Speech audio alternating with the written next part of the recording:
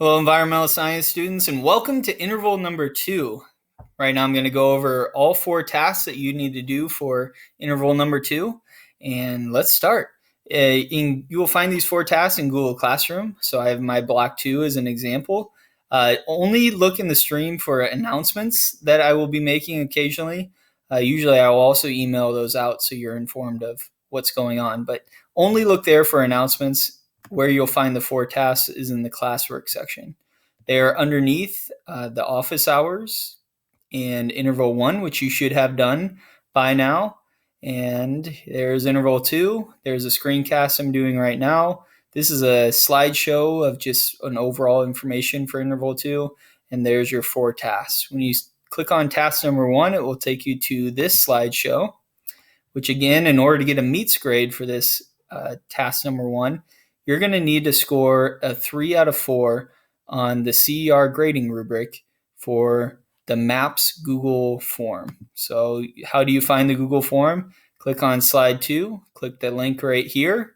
Let me know if you're having problems with that. I can send you the link a different way, and it will take you to this Google form. If you scroll down, you'll notice it's very similar to interval 1. With the maps, and then having to come up with what you think is the most sustainable place to live, make your claim, support it with evidence and reasoning, get a 3 out of 4 on the grading rubric for that, and you are done with task number 1. Task number 2, here's the proficiency criteria, how you get a meets grade for task number 2. You need to complete tabs A through C of the Living Sustainably spreadsheet, which you will find on slide number 2 right here or on Google Classroom.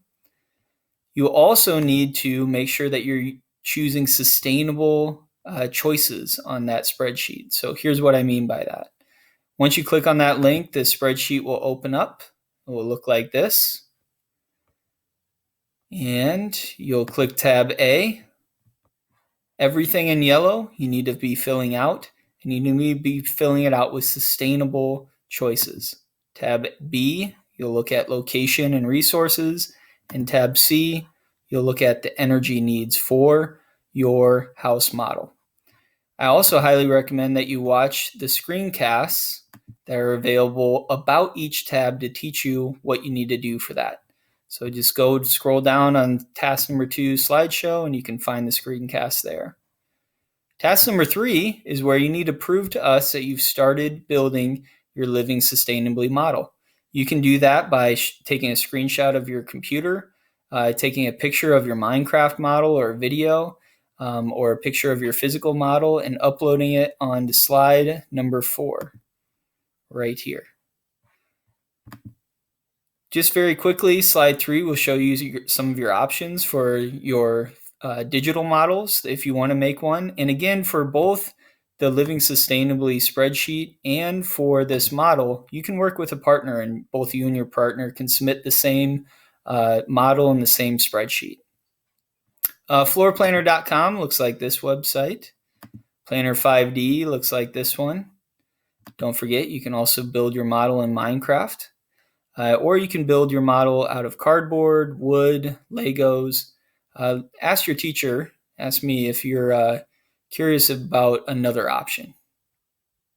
And last but not least is task number 4. We are going to start learning about climate change and its impact on your ability to live sustainably. So I highly recommend you do this task, as it will get you started in our climate change unit. And your job for this one is that you can explain 3 different solutions to climate change and why you think or why the climate it has been increasing in temperature since 1880. So as you scroll down, you'll be able to read some information on potential causes for why that temperature has been increasing. Please make sure you answer each question. Do you think the ozone layer being destroyed is one reason why the temperature has increased? Read the info here. You may need to click on some of these links to learn more, but then go ahead and type your answer here. Is it a reason? Why or why not? Same goes with sunlight and sunspots, greenhouse gases, and deforestation, and maybe a few others. And finally, don't forget your last sum it up slide, where you have to talk to us about some solutions to our climate change problem. Good luck in interval 2.